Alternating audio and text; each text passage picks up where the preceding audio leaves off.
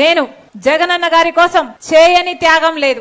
జగనన్న జైలుకు వెళ్తే 3200 కిలోమీటర్లు పాదయాత్ర చేసిన దాన్ని, నా ఇంటిని, నా బిడ్డల్ని, నా కుటుంబాన్ని పక్కన పెట్టి పాదయాత్రలు చేశాం. దాదాపు 1 సంవత్సరం పాటు రోడ్ల మీదనే బతుకుతూ పాదయాత్ర చేశాను. కానీ ఏం చేసినా నా అన్న కోసం చేస్తున్నా, ఒక మంచి పని కోసం చేస్తున్నాను అన్న తృప్తి ఉంది. జగనన్న గారికి ముఖ్యమంత్రి అయ్యేంత వరకు జగనన్నకి నేను చెల్లెల్ని కాదు, బిడ్డను. జగనన్న ముఖ్యమంత్రి అయిన తర్వాత ముఖ్యమంత్రి జగన్మోహన్ రెడ్డి గారు ఎవరో నేను గుర్తుపట్టలేదు, నాకు పరిచయం లేదు. క్రమంగా ఆఖరికి సునీతమ్మ విషయంలో కూడా నాకు అన్యాయం జరిగేటట్టుంది, నాన్నకు న్యాయం జరిగేటట్టు లేదు అంటే ఒకటే ఆలోచించాను, కనీసం వాళ్లకు భరోసా కూడా కల్పించలేకపోతే ఇక మనం బంధువులై ఉండి ఏం లాభం, రక్త సంబంధం ఉండి ఏం లాభం. అసలు వివేకానంద రెడ్డి గారు ఎవరు? రాజశేఖర రెడ్డి గారికి సొంత తమ్ముడు.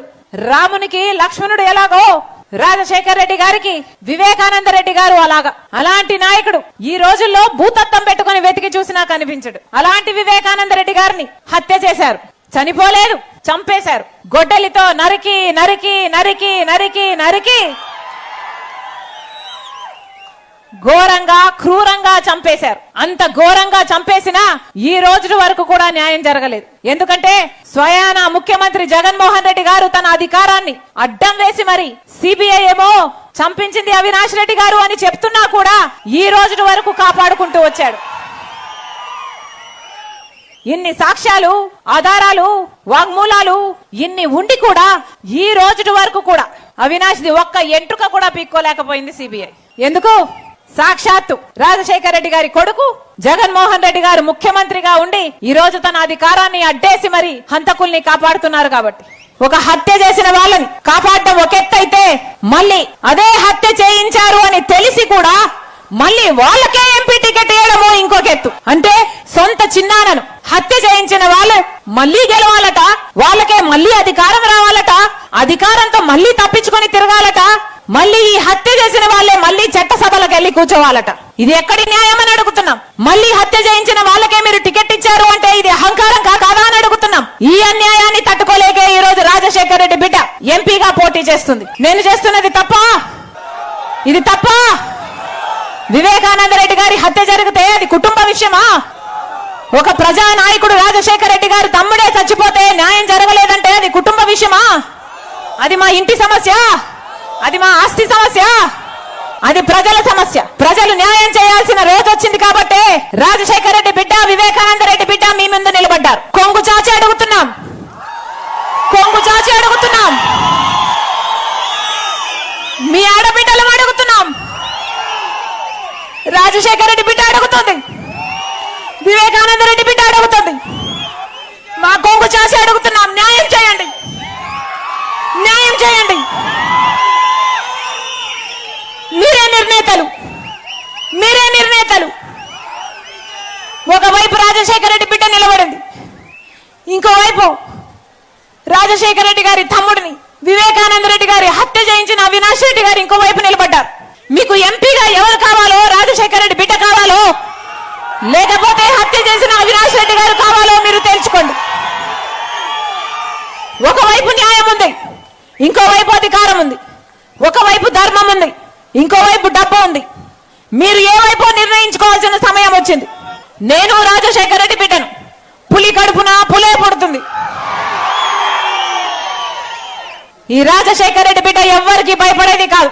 ఈ మధ్య కాలంలో కొత్తగా వైఎస్ఆర్ వారసులమని మీ ముందుకు వస్తా ఉన్నారు. వారి కుట్రలో భాగంగా నేను అడుగుతా ఉన్నా ఈరోజు మీ అందరి సమక్షంలో, ఆ మహానేతకు ఎవరు వారసులో చెప్పాల్సింది ఎవరు అని అడుగుతా ఉన్నాను. చెప్పాల్సింది ఎవరు అని అడుగుతా ఉన్నా. ప్రజలు కాదా అని అడుగుతా ఉన్నాను. ఆ వైఎస్ఆర్ని ప్రేమించేవారు కాదా అని అడుగుతా ఉన్నాను. ఈ సందర్భంగా మీ అందరితోనూ కూడా ఒక్క విషయం ప్రతి ఒక్కరిని కూడా ఆలోచన చేయమని కోరుతా ఉన్నా. ఆ దివంగత మహానేత మీద, నాన్నగారి మీద కక్షపూరితంగా కుట్రపూరితంగా ఆయన చనిపోయిన తర్వాత ఆయన మీద కేసులు పెట్టింది ఎవరు?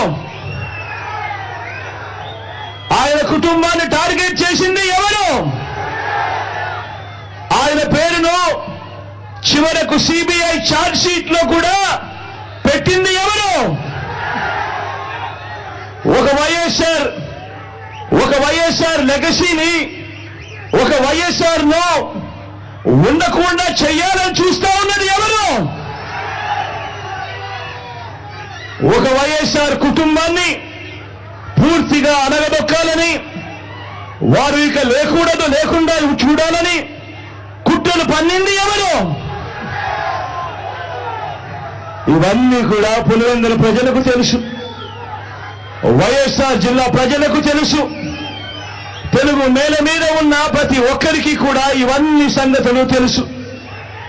మరి ఇప్పుడు అలా రాజకీయంగా అనగదొక్కాలని దేశంలో ఉన్న అన్ని వ్యవస్థలను మన మీద ప్రయోగించి వారితోనే ఇప్పుడు కలిసిపోయి అదే కాంగ్రెస్ అదే టీడీపీతో కలిసిపోయి వైఎస్ అనే పేరే కనపడకుండా చేయాలని కోరుకుంటున్న వారందరితోనూ కలిసిపోయి ఆ దిశగా అడుగులు వేస్తూ ఆ కుట్రలను అమలు చేస్తా ఉన్న మన శత్రువుల చేతులతో కలిపి, మన శత్రువులతో చేతులు కలిపి వారి పార్టీల్లో చేరిపోయిన వీరా వైఎస్ఆర్ వారసులు అని అడుగుతా ఉన్నాను.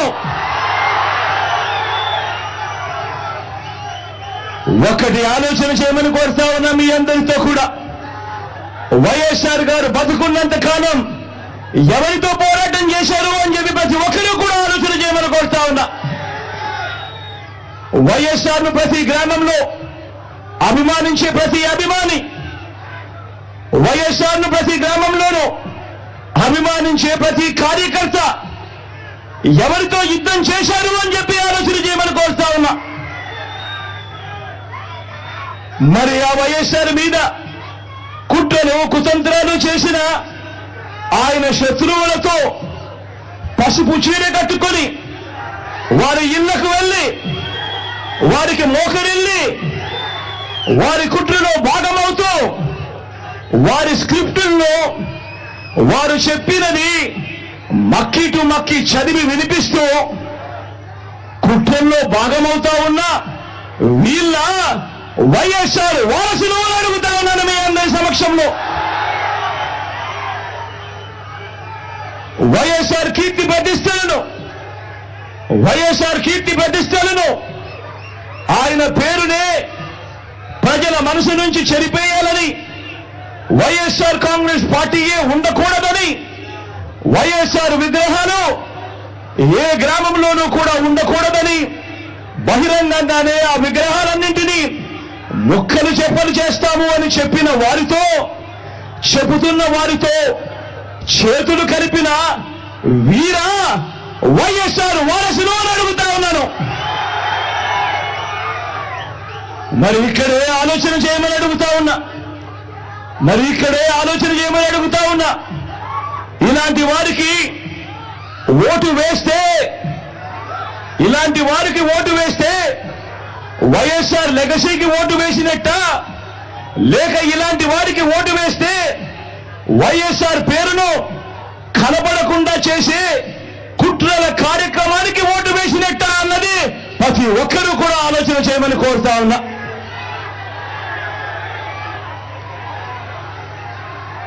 ప్రతి ఒక్కరూ కూడా ఈ చెడిపోయిన రాజకీయ వ్యవస్థను చూడమని అడుగుతా ఉన్నా. రాజకీయాలు ఏ స్థాయికి దిగజారిపోయాయో గమనించమని కోరుతా ఉన్నా. నిజంగా మీ బిడ్డను ఎదుర్కోలేకపోతా ఉన్నారు. మీ బిడ్డ ఒక్కడి మీద ఇంతమంది కలిసి ఏకమవుతా ఉన్నారు. ఒక చంద్రబాబు, ఒక ఈనాడు, ఒక ఆంధ్రజ్యోతి, ఒక టీవీ5, ఒక దత్తపుత్రుడు, ఒక బీజేపీ, ఒక కాంగ్రెస్, వీళ్ళందరికీ సరిపోరు అన్నట్టుగా నా ఇద్దరి చెల్లెమ్మలతో కుట్రలు కూడా చేస్తూ ఈరోజు రాజకీయాలు చేస్తా ఉన్నారు. ఆలోచన చేయమని అడుగుతా ఉన్నా. రాజకీయాలు ఏ స్థాయికి పతనమైపోయాయో గమనించమని కోరుతా ఉన్నా. ఇక మా చిన్నాన్న గారి విషయానికి వద్దాం. మా వివేకం చిన్నాన్నను ఎవరు చంపారో, ఎవరు చంపించారో ఆయనకు, ఆ దేవుడికి, ఈ జిల్లా ప్రజలందరికీ కూడా తెలుసు ఏం జరిగింది అన్నది. కానీ బురద జల్లేందుకు ఇద్దరు చెల్లెమ్మలను ఎవరు పంపించారో, వారు వెనకాల ఎవరు ఉన్నారో మాత్రం మీ అందరికీ కూడా రోజు కనిపిస్తూనే ఉంది. ఇంకా ఆశ్చర్యం ఏమిటో తెలుసా? వివేకం చిన్నారను అతి దారుణంగా చంపి, అవును నేనే చంపాను అని అతి హేయంగా బహిరంగంగా చెప్పుకుంటూ తిరుగుతున్న ఆ హంతకుడికి మద్దతు ఇస్తున్నది ఎవరు? మీరే. రోజు చూస్తున్నారు కదా అని అడుగుతా ఉన్నారు.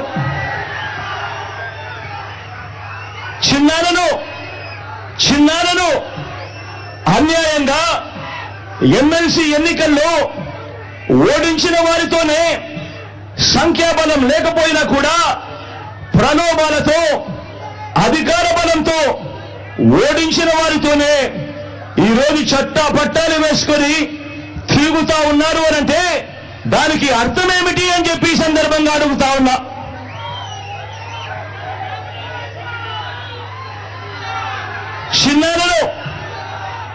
చిన్నానకు రెండో భార్య ఉన్న మాట వాస్తవం అవునా కాదా?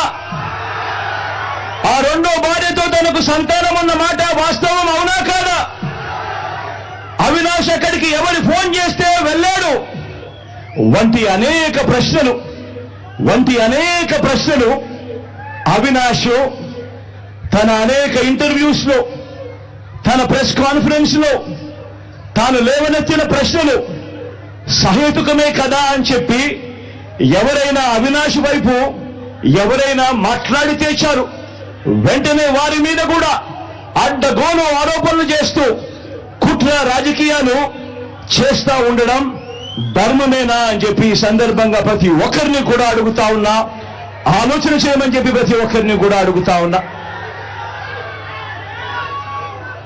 ఇలా చిన్నాన్నను ఓడించిన వారిని గెలిపించాలని తిరగడం కంటే దిగజారుడు రాజకీయాలు ఎక్కడైనా ఉంటాయా అని చెప్పి ఈ సందర్భంగా అడుగుతా ఉన్నా. మరో వంక కాంగ్రెస్ పార్టీకి ఓట్లు ఎన్నొచ్చాయి. మరో వంక నోటాకు వచ్చినన్ని ఓట్లు కూడా రాని కాంగ్రెస్ పార్టీతో,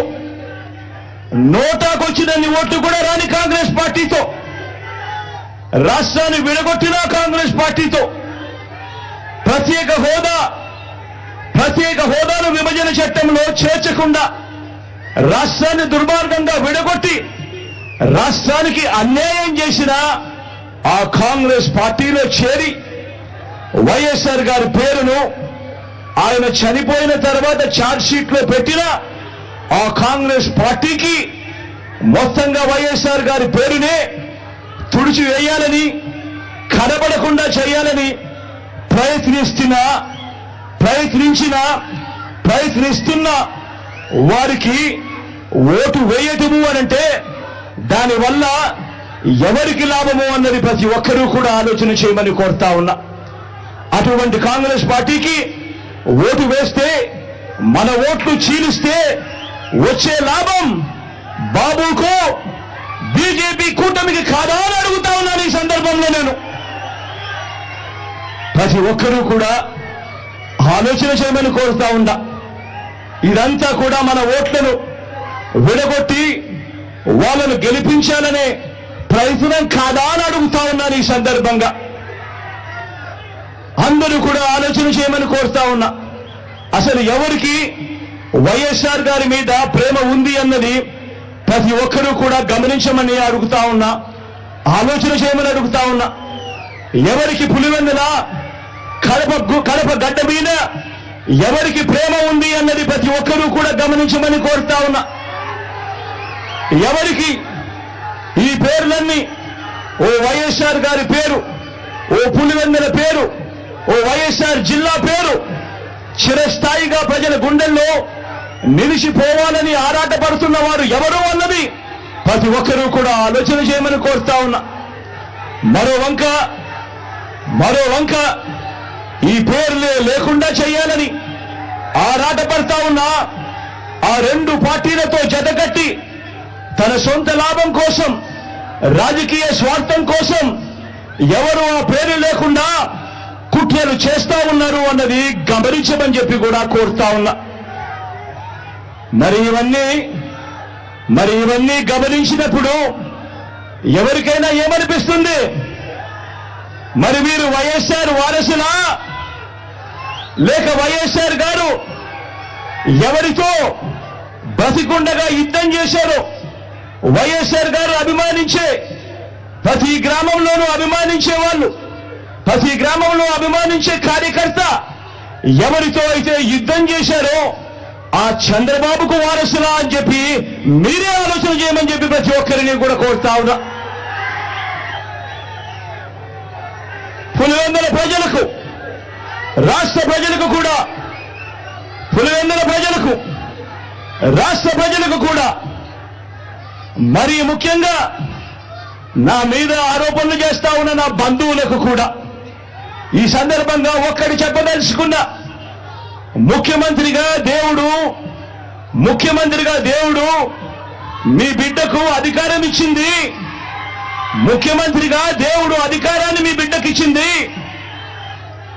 డబ్బులు సంపాదించుకునే దాని కోసం కాదు, మీ బిడ్డ డబ్బులు సంపాదించుకునే దాని కోసం కాదు, నా కుటుంబ సభ్యులను కోటీశ్వరులను చేసేందుకు కాదు.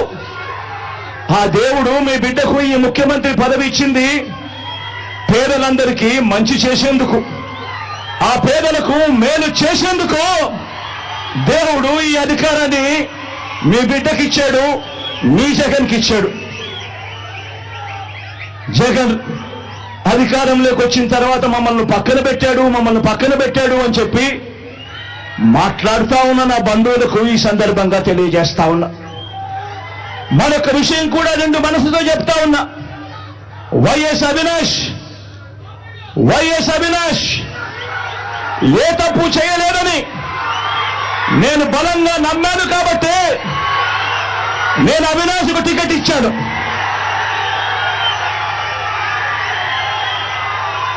ఈరోజు అవినాష్ అడిగిన ప్రశ్నలకు సరైన సమాధానాలు చెప్పలేని మీరంతా చిన్న పిల్లాడైనా అవినాష్ను దూషించడం, అవినాష్ను తెరమరుగు చేయాలనుకోవడం ఎంతటి దారుణమైన కార్యక్రమం అన్నది ప్రతి ఒక్కరూ కూడా గమనించమని అడుగుతా ఉన్నా.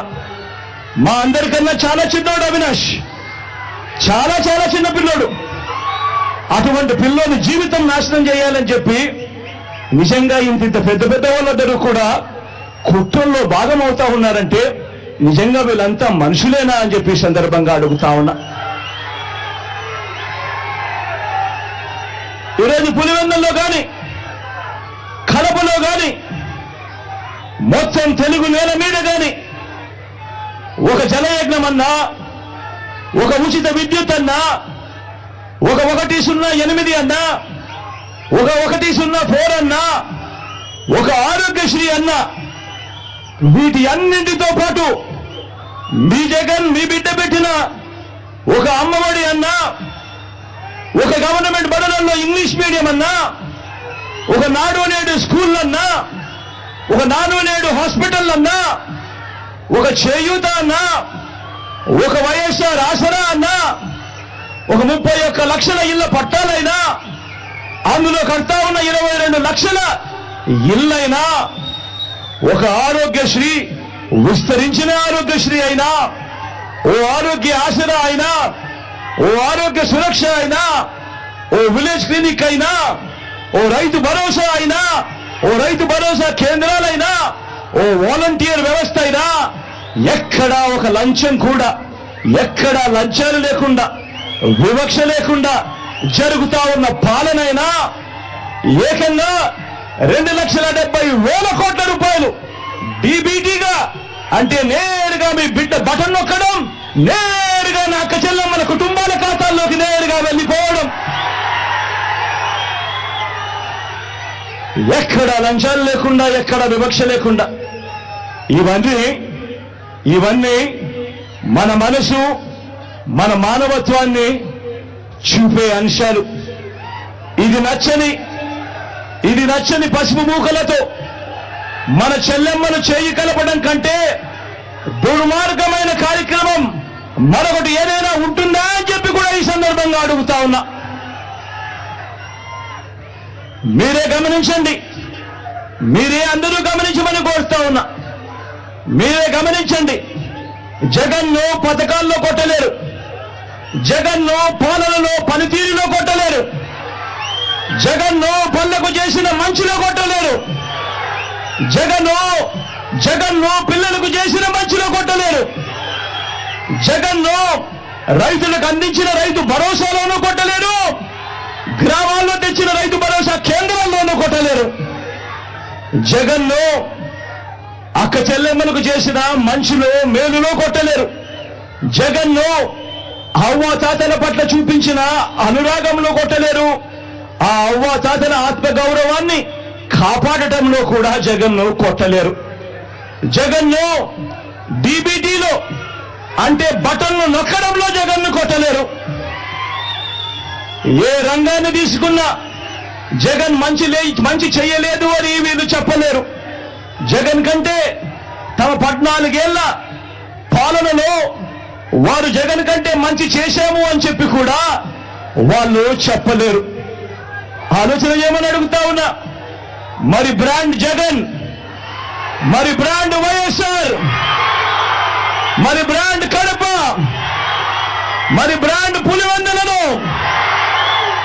కొట్టాలనుకుంటున్న మీరందరికీ ఓటు ద్వారా గుణపాఠం చెప్పడానికి మీరంతా